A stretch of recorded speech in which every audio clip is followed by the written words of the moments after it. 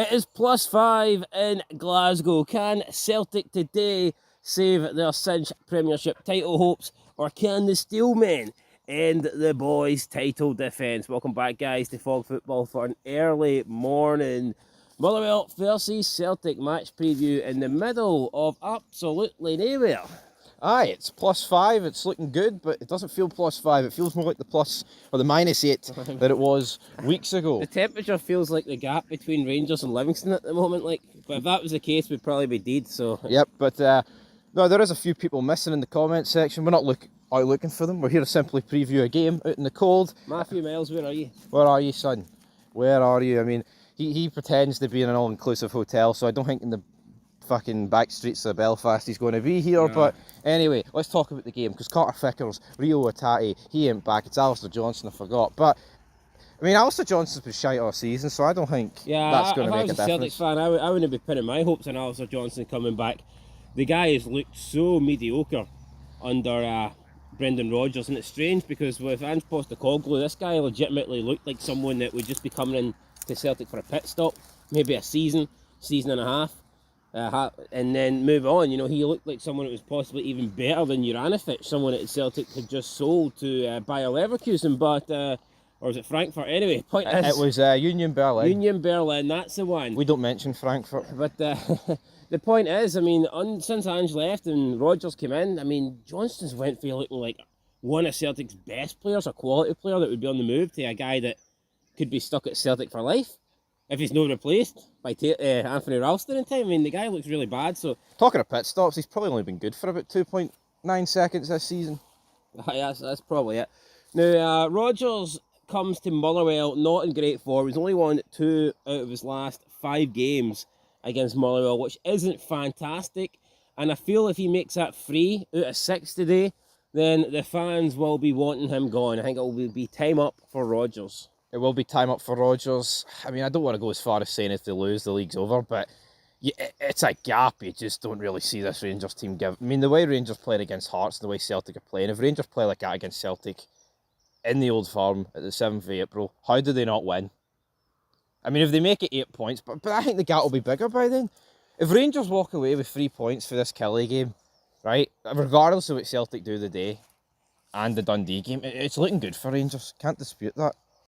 But that's all ifs and buts. We have to deal on results in this business. But the reality is, Celtic... Speaking of results, though, I mean, a lot of Celtic fans are putting emphasis on the fact there's 2 Old Firm games remaining, and that in the previous 2 Firm games that Celtic have defeated Rangers.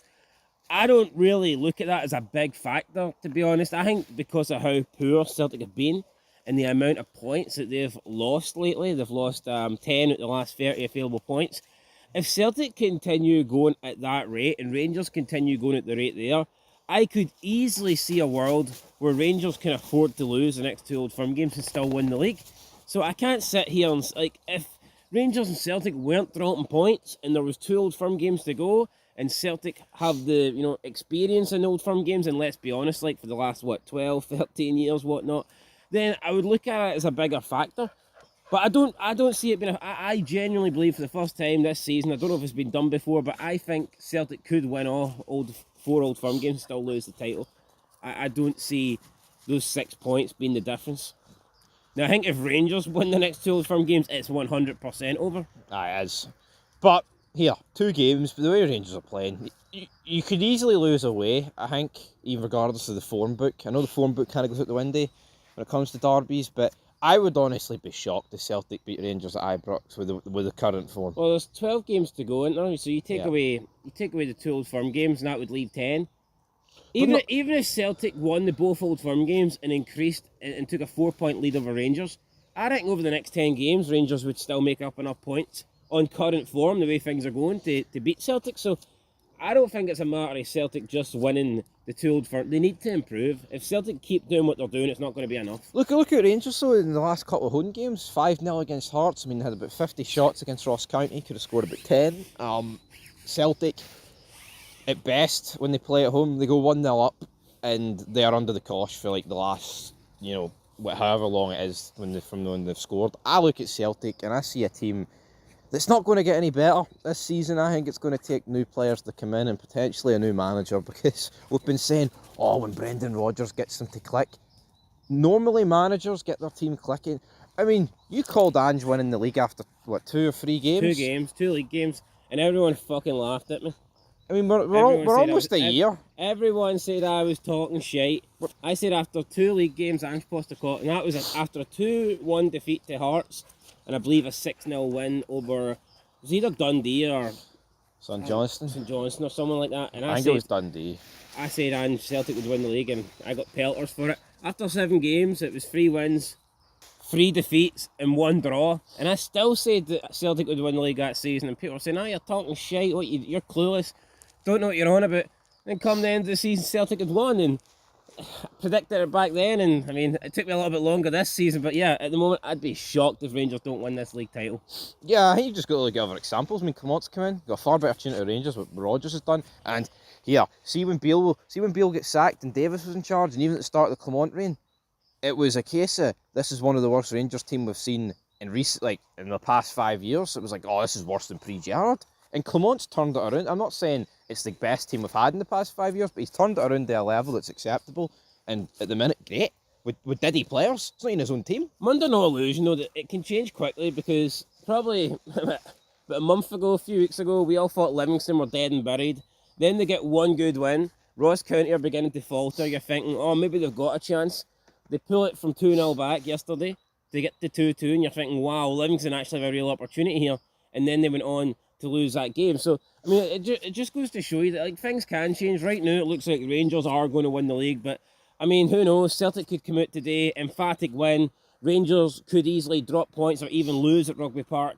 I mean, we could be sitting here talking Wednesday night, Celtic top the league. It's not impossible, but just from what we're seeing right now, it just does not look likely. And then you've got a trip to Tynecastle, though. I mean, there's many more twists and turns, but you feel, I think if Celtic drop points today and Rangers beat Kelly, that's looking good for Rangers. There's no other way, spinning it. It's looking good for Rangers, guys. But anyway, let's get into what the managers had to say. So Rodgers has come out. He was speaking about Rangers' 5-0 win yesterday, and he says they need to learn from that. He went on to say that we can't control anything Rangers or any other team does. We can only focus on our own performance. We're not top of the league because of ourselves and the points that we have dropped. So, I mean, I see that going around a lot. I think it's a bit of both. Yes, Celtic have dropped points, but if Rangers weren't consistent in winning every game, then they wouldn't have caught Celtic. So yeah, definitely, it's a bit of both in there, 100%. Stuart Kettlewell, he says, a lot of our players have been involved in 3 really close games against Celtic over my tenure. We definitely draw on the positives, but it doesn't guarantee us anything this weekend. Celtic have potentially come in for a bit of scrutiny and criticism recently. You're always aware of the wounded animal. I think that's true. I mean, Celtic are coming into this game under a shitload of pressure. Rangers have just beat the form team, not just in Scotland, but, I mean, arguably the world. Inter Milan, the only team that had a better recent record than Hearts, going into that game yesterday, and Rangers demolished them. So, of course, Celtic will be looking to respond, and they'll be obviously wanting to demolish Motherwell today. And I think that 5-0 defeat puts more pressure on Celtic rather than if Rangers just scrape past Hearts. So, I mean, the pressure's always on, but it's like when one half of the old firm does something, then it puts the pressure on the other half to, like, replicate it or, outdo it. So yeah, but see Celtic, right? Rodgers can come out and say, oh, it's in our own hands, but, Rangers have been closing the gap for like 3 months, 4 months. Why have they not reacted? No, true, but I mean, technically, if Celtic win all their games, if Celtic can afford to draw at Ibrox, win every other game, and they win the league. So, I mean, technically, what odds would you want on Celtic to win every other game to the end of this season? I'd want good odds. There's only one team I think that's got potential of winning every game to the end of the season. It's no Celtic. All right, let's see. Team news. Livingston. Motherwell have further fitness issues out on top of Andy Halliday, Blair Spittle, and Callum Butcher. Ollie Shaw, Callum Slater remain out. So it's 5 pretty big players there for Motherwell. In terms of Celtic have key defensive duo Alistair Johnson and Cameron Carter-Vickers back, plus midfielder Ogun Thiago Holm back from injury. Rio Hatate remains out with calf problems, while Leo Labada is not being considered. I personally think Leo Labada's Celtic career's probably over. Yep. It's a shame, like... I mean, I can't even say he was putting in amazing performances, until the whole conflict with Israel and Palestine. But So, he was good last season. I mean, he was, but he's another player that just hasn't really delivered under Brendan Rodgers. So here's some stats going into the match.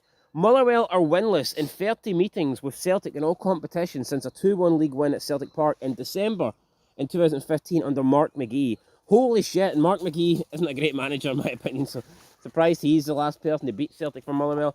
I know they picked up some draws recently, but 30 games without a win in all competitions, that is poor. Wouldn't have expected that. Would not have expected that. Most of the time, though, when the Old Firm do play a team, these stats are always read out in the form. But so you hear things like that, normally it happens. Not saying Motherwell's going to win, but... Celtic are unbeaten in 17 away games against Motherwell in all competitions, winning each of their last 8 in a row. Only from April 1962 to September 1973 have they ever had a longer winning streak away from home against the Steelmen. Motherwell are unbeaten in their last 3 home Premiership matches, though, scoring 9 goals during this period, an average of 3 per game. Celtic have already failed to win more league matches this season than they did the whole of last term. Okay, no, Celtic last season only dropped points in 6 games, 3 draws, 3 defeats. They've already dropped points in 7 games this season, 5 draws and 2 defeats. So, yeah, Motherwell picked up 11 points from a losing position this season, 2 more than any other team in the league. Now, I was looking at Motherwell's recent form, and I believe in their last 8 games, they've only lost 2, and those 2 defeats came against Hearts and Rangers. So, I mean, that's not bad going. The only issue for Motherwell is they have not been winning games. I think it's 1 win in their or 2 wins in their last 8, with a lot of draws in there. So they need to improve. They need to start turning draws into wins. That's been a problem for them. If they could do that, then they'd have a chance of top 6, in my opinion. But at the moment, they're drawing way too many games. Although, if they drew today, I think they'd be more than happy with that. I think they'd consider that 1 point gained rather than 2 points dropped. So we'll have to wait and see. Absolutely, but if you look at the other 2 games against Celtic this season for them, you've got that Very close 2-1 game at Fir Park with Celtic scored in the dying ember. Yep, very controversial. I think there was too much time added on that date. There absolutely was. I mean, that's when the gap was. I think that was when Celtic extended it to 10, then Rangers might have had the 2 in hand, or even at 8. It doesn't matter, man. It's the lead is gone, and the other game was 1-1, where Motherwell scored with like 8 minutes to go at Parkhead. And I tell you what, I think Celtic have been much worse at home this season in a way. Even if they've probably got the same amount of results, watching their home games, they're dire. It's side-to-side pish. Yeah, side-to-side bullshit. They need to improve it. And I think they need to improve it today if they want to come away with all 3 points at Fir Park. Now, it's time for a prediction. Do I think they'll get all 3 points? I actually don't know. I predicted in the Scottish SPFL preview show that I think Motherwell will get something today. And by get something, I'm going to go with a 1-1 draw. I think Motherwell will get a point today. And I believe that after 12 o'clock kickoff, I reckon from about 2 p.m, the Celtic fans are going to be looking for blood. I reckon Rodgers will be getting calls to go. Calls to go. Well, I mean, I predicted 2-1 in the preview show. I'm not going to change for that, but the pressure's on Celtic, right? It's almost a must-win game for Celtic. No, it is, because they're 5 points behind. A draw is simply not good enough. I mean, see this logic of the 2 Old Firms to go. If you're 4 points behind, another slip up. But when your Old Firm advantage is out the window. When Rangers was 5 points behind, it didn't. I don't know. It didn't. The 5 points felt smaller because of the form. In fact, Rangers were improving, and Celtic were probably declining. But no, I think if on the current form, if Rangers had a 5 point lead with the form Rangers are on and how bad Celtic are playing, that 5 point lead would just seem enormous. No, it would. And insurmountable. So I'm going 1-1. We'll see what happens. You're going 2-1 Celtic. We'll be back, guys, for the match review after the game, and yeah, I'll probably do the review show after that as well, and we'll round up Scottish football. And that's it. We'll catch you in the next one. Till then, peace.